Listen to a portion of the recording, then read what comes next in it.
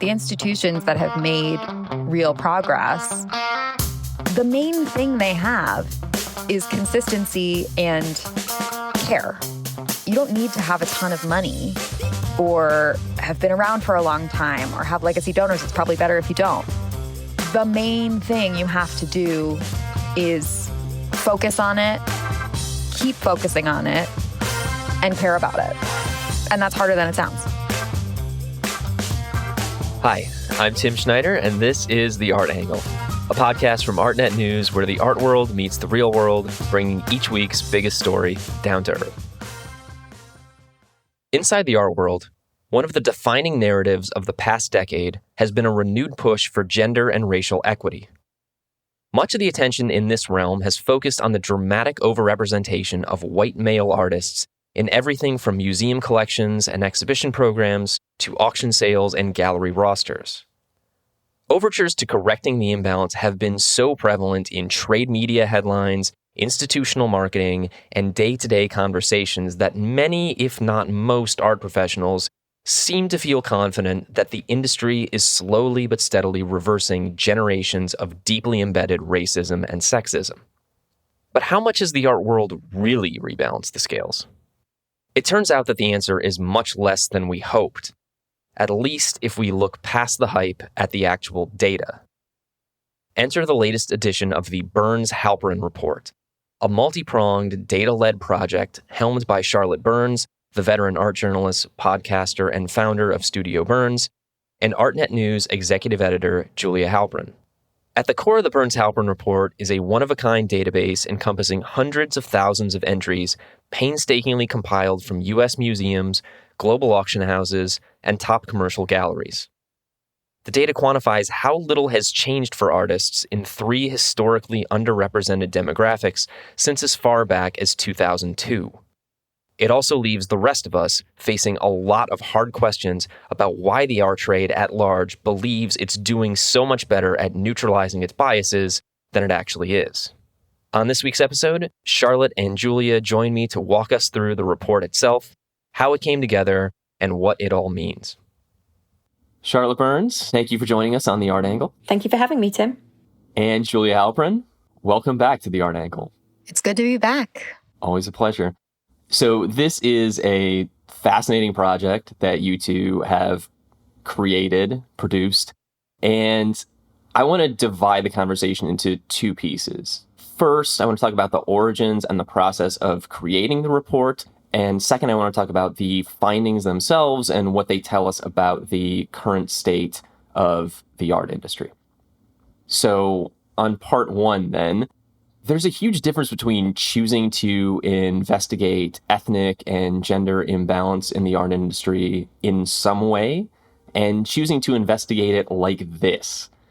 Can you just tell us a little bit about what drove you to embark on this massively ambitious data project? Well, like all good, inadvertent 5-year-long projects, it began in a bar. Julia and I met for a drink and we were talking about a lot of headlines at the time. This is 2018. And they were saying it's a great moment to be a Black American artist. Because there'd been a spate of auction records, there'd been some major exhibitions like the Kerry James Marshall show at the Met and LA MoCA. And there was this perception in the media that it was a really great moment. We were discussing it and sort of saying, can this really be the case? And I remember saying to Julia, do you want to do a data study? Because Julia had done this before when we were colleagues at the art newspaper. She'd done this great data study looking at museum exhibitions. I was looking at the prevalence of artists represented by mega galleries in museum exhibitions. So I was like, Julia, let's do a data study. It can be like gym buddies, but with data. And that way we'll hold each other accountable and we'll figure out a system for doing it. So it started off just as a simple, let's write an article together with some data. And we didn't really know what we were getting into. Yeah, I want to talk about that a little bit more because the three of us all work with data pretty frequently. And I think that it's pretty safe to say that the average person who reads this stuff even doesn't necessarily understand that the data didn't really exist in this case until the two of you got involved with it, meaning that it wasn't accessible in any kind of centralized, standardized way. So What was the process of collecting and organizing all this data like, and how much harder did it end up being than you anticipated it was going to be? I think it's probably safe to say if we knew how hard it was going to be, we may not have started. I think ignorance was key to our willingness to jump in. And naivety. Yes. Even now, we remain constantly overly optimistic about everything, and then we're constantly surprised by the numbers, how long things take. We don't seem to become better informed about time management. No. And you're right, museums didn't collect this data when we first started. That has since changed for some of them, but nobody was really tracking their acquisitions in terms of representation in the way that we were asking. And we really tried to structure what we were looking at based on what we thought museums could deliver to us. So something narrow enough that they could provide it. And so we asked probably 40 or 50 museums each time, and a certain number said yes. They would go through their acquisitions and kind of filter for us based on the definitions we provided, how many were by Black Americans and later how many were by women. Even the fact that it didn't exist in any form, that was one thing. And then the fact that it didn't exist in a consistent form across the museums was another huge thing. This is a very data nerd point, but one museum might call an artist Julia K. Halperin, and another would call her Julia Halperin. And if you're doing a data project, those are two entirely different people until you either add or get rid of the middle initial. And multiply that by 350,000, which is like the number of objects that we have.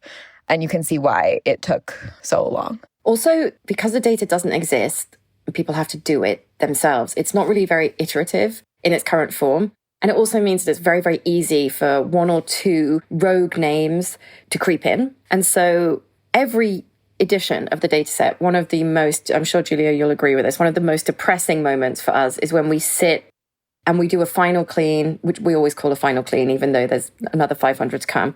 And we'll realize that there are some rogue names in there that shouldn't be in there. And they will fundamentally shift the entire database. So this year, we were checking to see whether the market for female identifying artists had outgrown the market for Pablo Picasso, because in our previous edition, it had not. And we were like, oh, wow, the market for women's got bigger than Picasso. That's so great this year.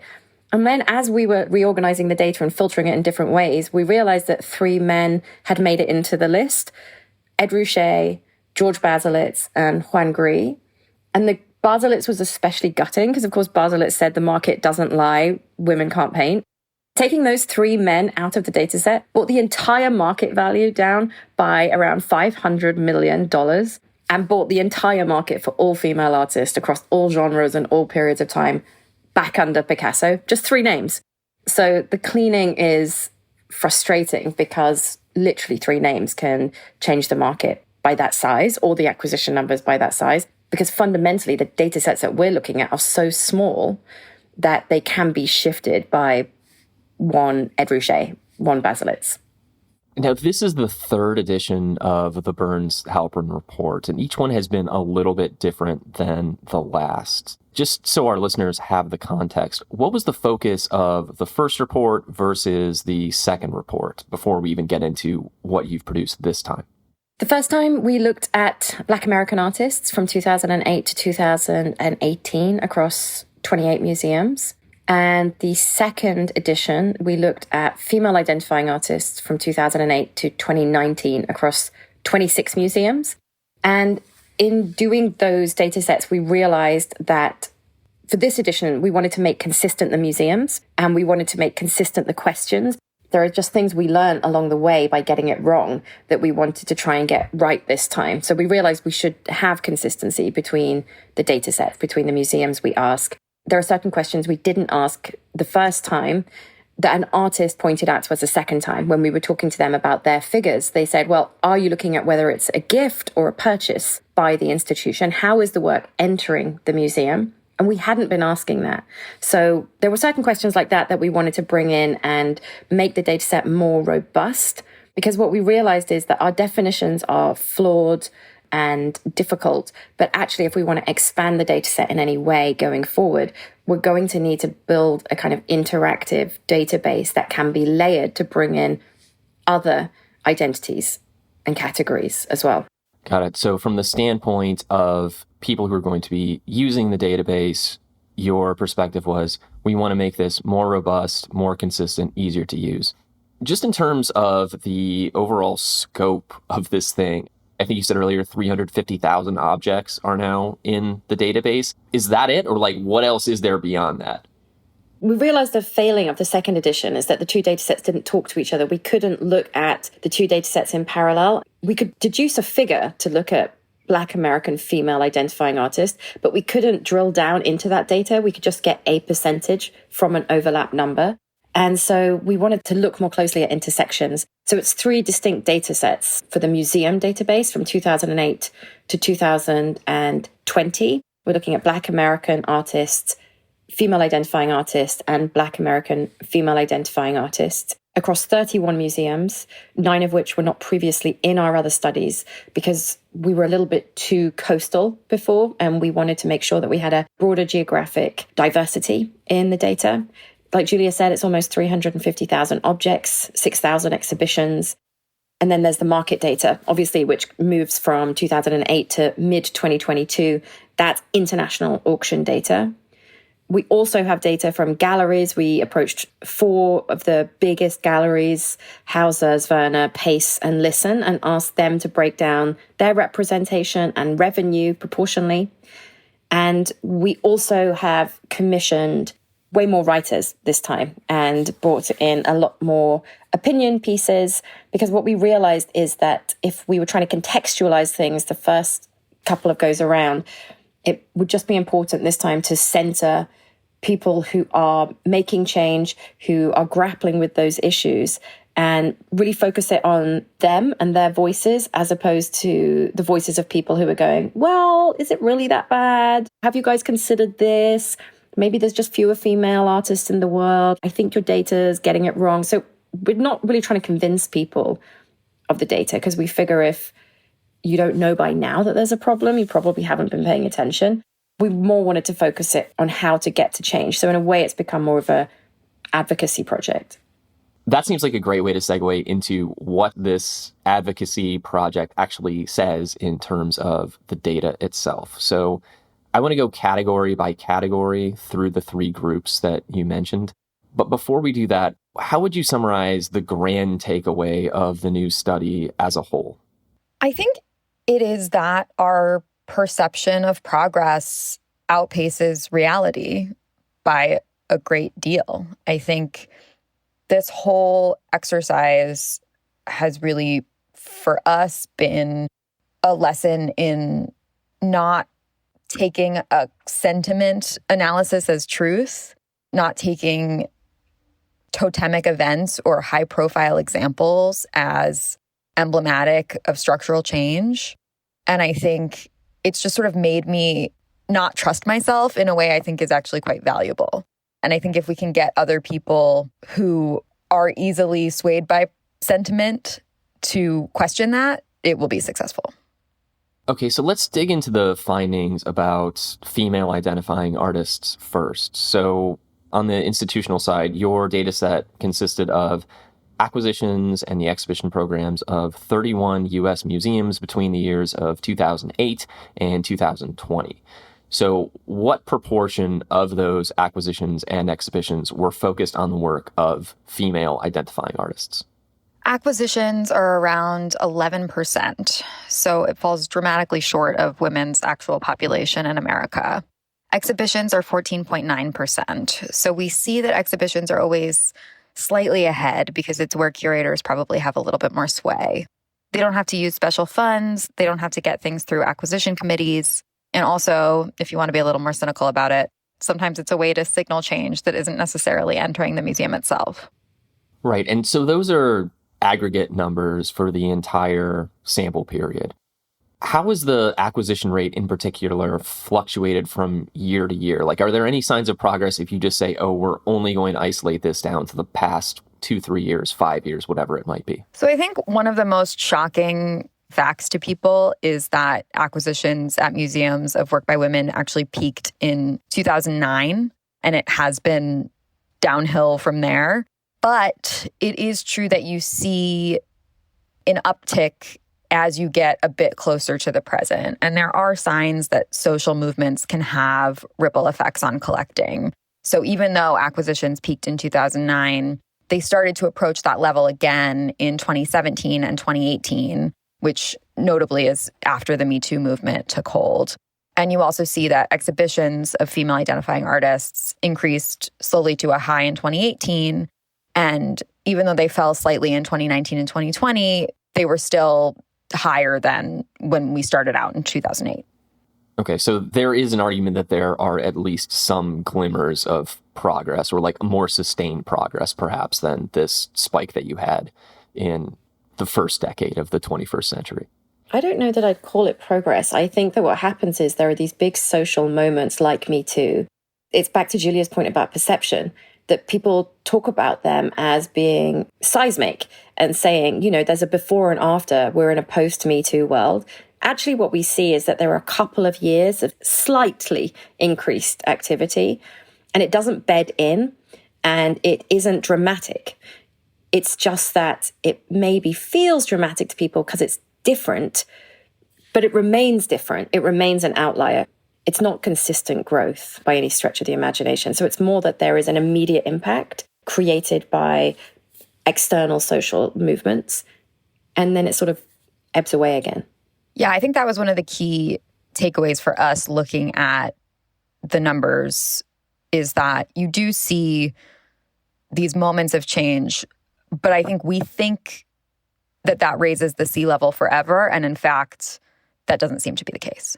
I don't know if you want to go so far as to say that there's a performative quality to some of it, but it does seem to be like highly responsive to short-term events in the larger cultural context. It's reactive and it's sort of immediate rather than absorbed and permeating, creating systemic change. It's more faddish, is a ruder way of putting it. Staying with female identifying artists, but switching to the market side of the equation, the study also examines auction results from 2008 to the middle of 2022. So what share of total auction sales came from works by female identifying artists? 3.3% of the overall auction market. Also bad. Yeah, worse than museums, obviously.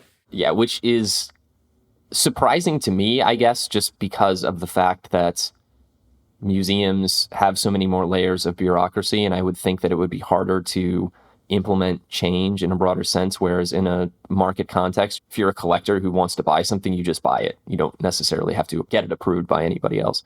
The one thing that I find really interesting about the auction market data is that the auction market as a whole is an extremely superstar-driven place to do business, where you have a small minority of artists who are making up an outsized chunk of sales year after year. How strong is that dynamic if you just look at the subset of works by female identifying artists at auction? Like, is it more extreme than if you're dealing with all artists or just male artists? Is it less extreme? What's the scenario? It's a lot more extreme. You see the superstar effect across the market, but its magnitude's more acute when we look at the market for female artists. So the top 5 artists at auction, Kusama, Joan Mitchell, Louise Bourgeois, Georgia O'Keeffe, and Agnes Martin, account for 2.4 billion of the total, which is almost 40% of the entire market. So those 5 artists account for that outsized market share. If you compare that to the overall art market, the top 20 artists in the overall market account for less than 30% of all sales. So it's a real difference. And at the current rate of growth, women's total sales in the auction market won't approach 50% till the year 2053. That's a shocking fact to me, but I guess it shouldn't be at this point, especially since I've read the 2 previous editions of the report, but here we are. Anytime that we're trying to drill down into data, it's important, obviously, to look at potential extenuating circumstances. And in this case, I know that women represent about half of the US population. do they also account for about half of all working artists, or is there some kind of disparity in the gender participation rate in this particular field that could account for some of the imbalances that we're talking about here? So that's something we hear a lot is, sure, women are collected at a fifth of the rate that they should be in terms of the population, but maybe there are just fewer female artists. And we know from other studies that have been done that there has been parity in graduation rates from the Yale School of Art, which is the country's top art school, since 1983. So we know that women have been entering the highest levels of the professional art world for almost 40 years. And one interesting thing we found when we were working on this study and looking at that research a little bit more closely is that there had also been parity in the 1940s, but rates then fell backwards for several decades. So you really can see the cyclical nature of this sort of thing and the fact that there was parity well before 1983 as well, and it is not reflected in work that made it into the art system. Before we move on to the next category of artists, I do want to just spend a moment talking about the commercial gallery side of this. I was really happy that you were able to actually get some data from some dealers. So on that front, what did you find in the dealer market about this particular subset of artists that you're concerned with? So we found that the commercial gallery system is definitely further along than the auction market. The four top galleries that provided us with their information, Listen, Hauser and Wirth, Davids Warner, and Pace, represented between 23% and 39% female artists. So obviously that's still a ways off from 50%, but it's better than you see in the auction market or the museum world. And the other thing we thought was quite interesting is that these artists outperformed in terms of sales. So they represented between 26% and 52% of galleries' revenue. And I think that's something that people who have worked in any world as a minority or underrepresented group can recognize, that in order to break in, you have to overperform. And so I think it's not a coincidence that we see that here.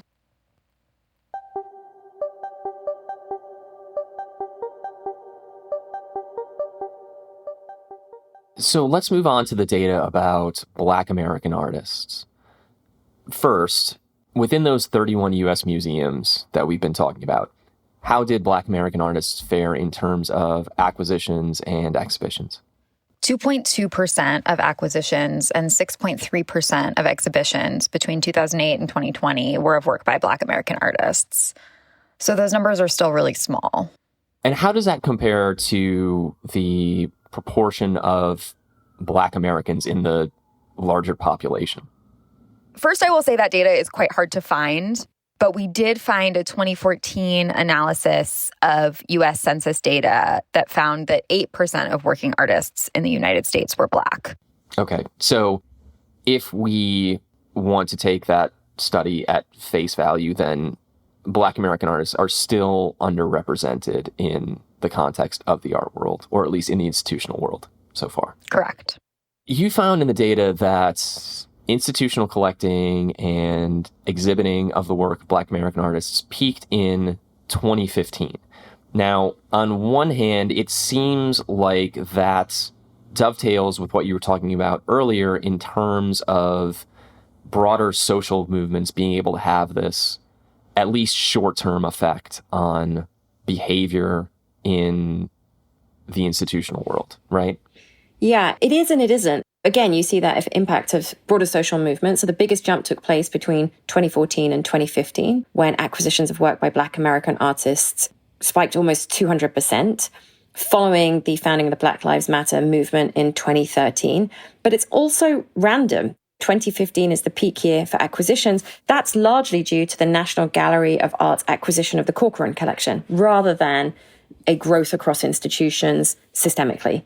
Right. So, and that's another example of the fact that the numbers that we're working with are so small in the grand scheme of things that one institution essentially having a major change in its strategy for acquisitions can really take a year that is otherwise maybe not so remarkable and make it look like a major sea change. Exactly. Now, I don't want to necessarily talk about progress for the reasons that we mentioned earlier, but from an institutional standpoint, what changes have we seen in the data with this demographic of artists in the time since 2015? So you do see that even though the numbers don't surpass 2015, they do approach it, and it's much more widely distributed. So in 2017, which is the second highest year for acquisitions of work by Black American artists, the total is raised by a number of institutions committing and acquiring more work. And so I think that is a sort of key difference, is it's less of a fluke and a bit more of a sector-wide shift, even though it's still really limited. And then on the market side of the equation, my takeaway from looking at the data is that it seems like it's kind of a good news, bad news situation when it comes to sales of works by Black American artists. What would you say is the good news there, and what's the bad news? I'd say all of it with a kind of caveat that we can see growth is the kind of ostensible good news. The same is true with female artists, that there are areas where we see growth. But when you look at where the growth is, it raises questions about our definition of progress and good. Is it speculation? And is that good? Is it sustainable investment? These are really different things when it comes to the auction market, as opposed to museum acquisitions. And we don't really know the answers to it. But if you're looking at the market just as a sheer financial mechanism, there is growth. Art by Black American artists account for 1.9% of all auction sales between 2008 and mid-2022, 3.6 billion of the total 187 billion. Considering that Black Americans are 0.6% of the global population, and we're looking at a global market, that is an overperformance in terms of market share. But again, I would caveat that with the fact that the market is so driven by America. We're looking at Black Americans. The market is very heavily driven by contemporary art. And so if you are a contemporary artist, you would probably overperform in the global auction market. So that's the heavily caveated good news. And the bad news is that the superstar market that we talked about earlier with female artists is even more the case with Black American artists. If you take away Jean-Michel Basquiat, the biggest superstar of all, the market spend drops from 3.6 billion to just over 1 billion. So it's extremely unequally distributed. And you see this fall away after that you have Basquiat, then you have another kind of 5 artists, and then you have another kind of 10 artists, and then there's, maybe 10 more, and then there's just drop off, gets more and more extreme. The top 5 artists within the Black American artist at auction category account for 83.9% of that total market. So you really see that concentration in value. The auction market is interested in a few people. Right. And I'm assuming that part of what's happening here is that we're dealing with small groups in each one of these categories. There's only a few women that the auction market, broadly speaking, is interested in. There's only a few Black American artists that the auction market is interested in. But because the group of Black American artists is probably smaller than the group of women, the superstar effect ends up playing out even more. It's, again, that kind of concussive effect that you can get from dealing with small numbers. Yeah, and it's also that the breakdowns of the group are kind of different. When you look at the top artists in museums and the market, they're old, very old, or dead. Whereas when you look at the market for Black American artists overall, it's much more focused on contemporary artists, and it's more volatile. It goes up and down more with broader economic fluctuation. So the market for female artists overall is just less heat. There's less energy around it. So it doesn't seem to move up and down as much when the market goes up and down. The market for Black American artists goes down further than the broader market in those moments of downturn. It doesn't go up higher, but it does go down further. Sticking with the market side, but moving to the private sector of the trade, what did you find when you talked to those same 4 major galleries about the Black American artists that they represent? So we found similar trends in that these galleries were outperforming both the museum sector and the auction sector, and that inside these artists were outperforming in terms of the sales that they were delivering. So Black American artists represented between 4.2% and 7% of these galleries' stables. And again, I mean, that's still less than the information we have about the population of Black American artists in the United States, but it's better than elsewhere in the art world. And As is the case with female artists, they overperform when it comes to sales. So they account for between 12 and 30% of revenue. I do have a follow-up question about this, which is that we're talking about data from 4 major galleries. Were those the only 4 galleries that you approached about this, or were they just the only 4 that got back to you? We approached 5. The reason we didn't go more broadly is because A, we didn't know how much data we would be able to get and handle at that stage. And B, we felt that when you look at the mega galleries who really kind of control the overall market, it would be more representative. There will be other galleries whose numbers are much, much better, who are much, much more committed to diversity in a broader, deeper way. Having said that, everybody tries to sneak in artists that don't actually conform to our definitions. And, we have lots of haggling over it, which isn't to say our definitions are fantastic or the best definitions, but we focused on Black American as a concept as opposed to Black artists, precisely because we felt museums would be able to filter their acquisitions by geography. And so, like Julia said, we kind of tailored it to what we thought was feasible. But we do get a lot of, we also did a temporary exhibition with this artist, and then we had a brief selling show here with this one, and blah, blah, blah. The numbers are so small, again, that people try and prop in like another name here and another name there. It does raise another issue, though, that Julia, you and I have dealt with when we deal with the intelligence reports, which is that it's also just a tricky thing to define people's ethnicities, let alone their genders. It's like if you have say an artist who has one parent who grew up in China and another parent who grew up in France, then they are a French-Chinese artist. So do you count them as a European artist, an Asian artist, or both? It's just a difficult thing, but I guess it's not an excuse for not doing the work. It just seems like it's another extenuating circumstance in what is an incredibly complex project. There is a lot of really interesting data research going on. And, there's a group of curators in America that are focusing on data more led by artists' self-identities, which is really interesting work. And to some extent, that would be the ideal way to gather data, is to have the artist self-identify. But even within that, when you discuss taking that even nationally across America, that means very different things. To self-identify in certain states in America as queer, as trans. So to take that more broadly, if you want the data to be international, when we look at female identifying artists, it's an international list.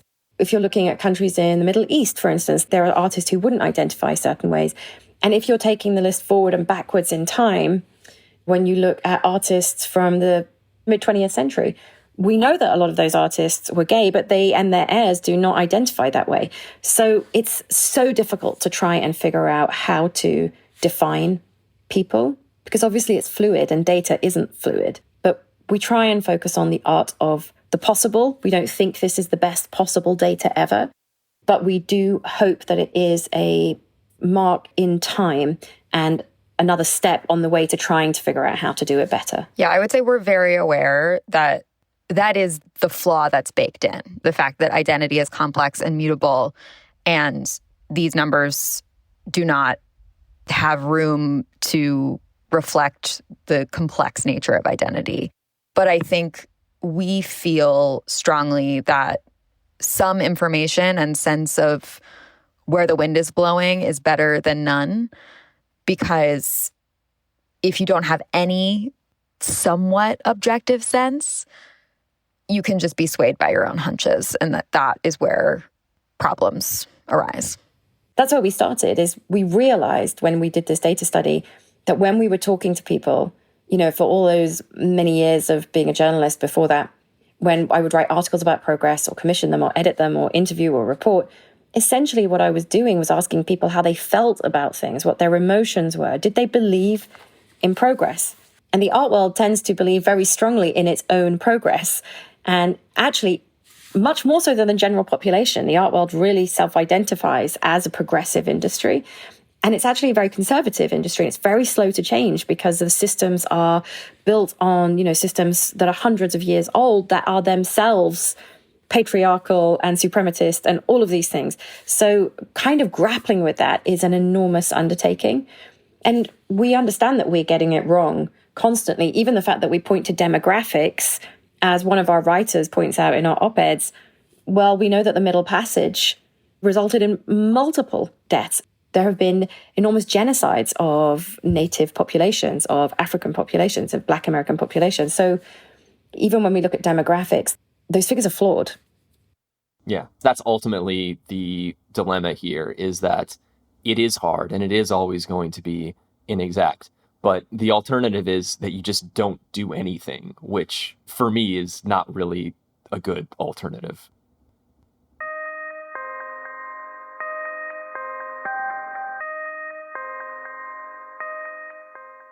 Let's talk about the third category of artists that you compiled all this data on, and that is Black American female identifying artists. So again, let's start on the institutional side with those 31 museums. How was this group represented in terms of acquisitions and exhibitions? Work by Black American women comprises 0.5% of acquisitions at these 31 museums. And Black women represent 6.6% of America's population. So you see that they're underrepresented by a factor of 13. And I think this intersection was really key for us because you can see what happens at the intersection of racism and sexism in a way that you can't if you're not looking specifically at where these identities intersect. I just want to drill down on this for a second because I think that sometimes having the actual numbers of things just hits harder than getting percentages. And you write in the report that if you take that percentage, that 0.5% of acquisitions being by works made by Black American female identifying artists, that equates to about 1,800 objects out of 340,000 objects. Yep. Which is just staggering how low that is. It's sad because we're missing out on so much. I just sort of feel if museums are supposed to serve me and the public, that just makes me feel like I'm not being served well. And this ties into something else that I wanted to ask you about, which is that within the report, you pull out some trends in terms of which types of institutions are outperforming the rest of the field when it comes to collecting and exhibiting works by some of these groups. And they seem to be pretty consistent no matter which one of the groups we're looking at. They're especially, I think, pronounced in this realm of Black American female identifying artists. So what were some of those institutional trends that you found in terms of outperformance? Interestingly, this is the only category in which museums are spending their own money, where they are purchasing work as opposed to being gifted the work. That's a real distinction. On the one hand, that seems kind of positive because the museums are already obviously showing a commitment to doing that. On the other hand, you can see that connection with the art market, that the art market's smaller. The whole entire ecosystem, if you were a Black American female artist, is smaller. There are fewer opportunities in museums and the market. And so therefore, if the market is smaller, there are fewer people collecting your work. Hence, there are probably fewer donations of your work. You see the way that the markets and the museums work in parallel to each other, that they're connected. But budget doesn't determine success. Museums in the $15 million to $20 million budget led those collecting categories. And so it's kind of interesting that it's not necessarily the biggest museums. In fact, it usually is not the biggest museums. That's been consistent through all the years of the data study, that the institutions that are more saddled with legacy issues, legacy donations, legacy ideas are much, much slower to create change. Their menu is not really changing, basically. Having said that, if you do have a big budget and you do decide to make change, like MoMA, we see that MoMA has managed to make a change and MoMA has a big budget. We've seen the same with the National Gallery. So we would encourage those larger museums to make more change because it really would change the numbers. When we're talking about these museums that have this $15 to $20 million budget range for acquisitions, which types of museums are we talking about? Can you give me any names just so the listeners have a sense of which places particularly are outperforming? MCA Chicago is one that we've seen really strong results from and real measurable progress from across the data sets. And that falls into that budget category. Also, an institution like the Pennsylvania Academy of Fine Arts has shown real deliberate investment in collecting work by women and artists of color. and the Perez Art Museum, Miami also. And I think one thing that's interesting about PAM is that it's a relatively new museum. It doesn't have centuries of collecting history like the Albright Knox in upstate New York or the Metropolitan Museum of Art. And we see so often that those museums want to acquire work that already speaks to what's in their collection. One of the things that curators have to do when they write a proposal for an acquisition is explain why it should be at that museum, how it connects to the work that they already own. And so they're having to deal with the weight of their history every time they decide to acquire something, whereas a museum that's newer, that doesn't have that kind of baggage, may have a little bit more flexibility and openness. And we see that as well with museums on the West Coast. I want to move to the auction market briefly. When it comes to works that were made by Black American female identifying artists, you found that they made up 0.1% of auction sales from 2008 to the middle of this year, which equates to about $204 million, million with an M, out of $187 billion with a B.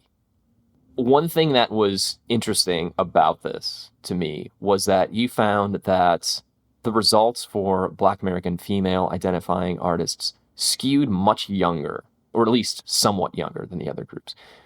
Can you talk a little bit about why you think that was the case? I think it's the ecosystem. When we looked at our galleries, there was only one of the 4 galleries that represented more than one Black American female artist. So there's less support in the gallery system. That means there's less support in the market. There's less secondary market activity. So the entire ecosystem is less well supported. It's less robust. There's less institutional support. There's a greater superstar effect. So you see that Julie Moretu kind of powers that market almost single-handedly. So in 2016, for example, auction sales of work by Julia Moretu accounted to just under 80% of the entire market for that category that year. And that's really interesting because Julie's an artist who's using her power and platform to reinvest in the artistic community herself to try and buoy some of that infrastructure. We do see that, especially with Black artists, that there is this real sense of taking matters into their own hands and creating initiatives that are really supportive of other artists, which is a really positive effect of that market growth, that money is finding its way in the system. It's been diverted, essentially. And we don't know the effect of that. It's a much smaller market. The superstar effect is even greater. There's less interest. It's less stable. There's more speculation, and it all skews younger. Each one of these categories has been progressively smaller numbers, it seems like, and this one, the numbers are the smallest of all. So the flip side to that is that it seems like there's the most potential for dramatic growth here, just because, again, any change can end up being a significant change just based on how little activity there has been historically. So when we're talking about the auction market in particular, like, what has the story been in terms of the growth of sales for works by Black American female identifying artists? So we see it has grown more and faster than any other category. If you account for inflation, the amount of money spent on work by Black American female identifying artists at auction has grown well over 500%. We've been really torn about how to present that because the numbers are still so small. If you go from having $1 to having $2, that's an 100% increase, but you still only have $2. Yeah. The caveat here as well is like how we view success, how we view progress. You know, we're talking about the market. We're talking about these institutions that are patriarchal and suprematist. So there are other systems outside of this that our data doesn't encompass. And so this is something we really struggle with, is that our data really reflects a scarcity and a paucity of futures. And we know that that's not the case. We know that some of the most interesting art is being made by the people who are excluded from these data sets. And so there is a kind of abundance out there that just exists separately to this. So it's by no means reflective of value in art, what makes good art. It's just what these systems are recognizing. And we see that that recognition is flawed. Yeah, I think it's really important to say we are looking at a particular part of the art world, and it's basically the white art world. And so it's already really one monolith, and we're looking at progress and representation within that. And I think we should also note that auction sales are our barometer because it's public information and it's where we can chart some change in the marketplace, but artists themselves don't see any money from these auctions, generally speaking. And so even when we see an increase of 500%, it's the person who owns the work who's seeing that increase and making that money, not the artists themselves. Yeah, and these figures are so small that it's still a handful of sales. Yeah, it's the paradox of looking at auction results, or really sales of any kind, ultimately, in the end, where it's just one measure of success in an ecosystem, as you're both saying, that is incredibly complex, has many layers, and that the artists, for the most part, are not necessarily benefiting from in the way that we might like. So again, it's sort of a tricky thing because you want to measure it, it does matter, but also it is only just one piece of the story. Yeah, we would encourage more data from more people, more conversation. Hopefully this is a conversation starter, but not just about the fact that these numbers are depressing and that we get stuck there and we get paralyzed on this sense of the small scale, but that we really focus forwards on what's required to make change, who is making change, because we do see that in leadership. Julia just mentioned PAM, the MCA, there's institutions like DIA. We see that a lot of people are trying to make change. So we just need a more robust, honest look at what is working, what isn't working, and to triple down on the things that are having some traction and leave those emotional conversations about perception behind. And I think one thing that I do find encouraging is that the institutions that have made real progress, the main thing they have is consistency and care. You don't need to have a ton of money or have been around for a long time or have legacy donors. It's probably better if you don't. The main thing you have to do is focus on it, keep focusing on it, and care about it. And that's harder than it sounds. It's harder than it sounds, but also the opportunities are there. I mean, one thing that I come away from this, not to be all like market inefficiency guy, but this data shows that there just isn't as much interest, meaning there's not as much competition if you're trying to work with these artists or acquire their work, which means that it should be much more approachable and much more achievable for more institutions, more collectors to be able to do if they want to. And that is, as you're saying, really the key. It's just, do they want to? And if so, then we can start to see some actual change. Think about how many incredible, still affordable works exist by artists who are under the top 5 in any of these categories. That's the other thing, is the more equitably distributed price bands for white male artists mean that a lot more of them are out of the question for so many people to acquire, to engage with, to study, to ensure. There is so much still on the table here that is available to enrich our understanding of the art we make in the world we live in. And I think institutions should see that as an incredible opportunity. We see a conservatism in what the museums are buying and in what the market is doing. We see a reluctance to move with what art is being made. That's not being reflected in these numbers. A lot of buyers since sort of early 2000s boom have been newer buyers who are led by data, who are led by Artnet's price database, for instance. And that's always going to tell you what's previously happened. It's kind of like the flaw of the algorithm is that it's always nostalgic, it's always retrograde and retrospective. And so when you're looking at value, and we hear this from curators, people will have to say, well, here's a comparable, here's a comparable, here's a comparable. This idea that you have to compare is a flaw built into our concept of value because we're missing out on these things that we haven't looked at properly in the market or in the institutions. And that kind of dominance of that market conservatism, we see it across the entire art industry. You've given us a lot to think about today. Last question for you both. Where can listeners find the Burns-Halperin Report and all of the supplemental material in its orbit? Artnet News is running through the month of December coverage on the report. So that will be the data itself our write-up of the data, our data visuals. There will be a film. And then we're commissioning a host of reported articles and op-eds that people can read all the way through the month. We're going to be continuously publishing them on both Artnet News and on Studio Burns Media. Perfect. Charlotte, Julia, you've done incredible work. And I just want to say thank you for doing it and for joining us here. You've given everybody a lot to think about, and I think that I personally am grateful for all of it. So thank you for joining us. Thank you so much for giving us the time, Tim. Thank you so much for having us. That's it for this week's episode of The Art Angle. If you liked what you heard, you can subscribe, rate, and review us on Apple Podcasts, Spotify, or wherever else you get your podcasts. The Art Angle is produced by Sonia Manalili, Caroline Goldstein, and me, Tim Schneider. Thanks for listening, and see you next week.